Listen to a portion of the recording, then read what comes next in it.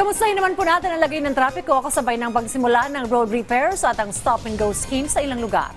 Sa detalye mula kay JN Pineda live. JN?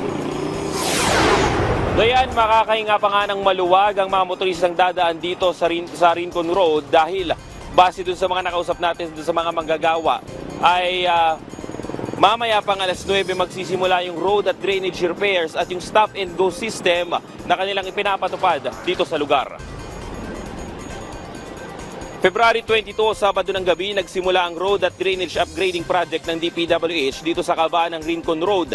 Simula yan sa may San Simon Street hanggang Pasolo Road kung saan pinapairal ang stop-and-go scheme para sa mga light vehicles. Hindi umano 24 hours ang ganitong sistema ng traffic dito dahil pagdating ng alas 4 ng hapon ay titigil ang proyekto at balik na ulit sa two-way ang mga naturang daan. Nagpaalala naman ang Valenzuela LGU na umiwas na lamang sa mga naturang daan at gamitin ang mga alternatibong ruta gaya ng G. Lazaro Street pati na rin ang MacArthur Highway. Inaasahan naman na magtatagal ang drainage upgrading project hanggang sa March 9, 2025 kaya asahan din ang medyo mabigat na daloy ng trapiko sa lugar sa tanghali hanggang hapon. Isa ang Rincon Road sa mga dinadaanan ng mga motorista pamuntang Malanday Road na kumokonekta sa May Kawayan, Bulacan.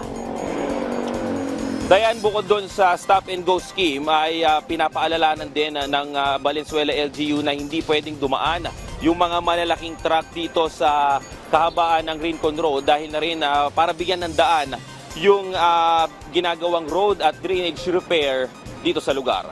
Yan muna ang latest dito sa Valenzuela City. Dayan, balik muna dyan sa studio.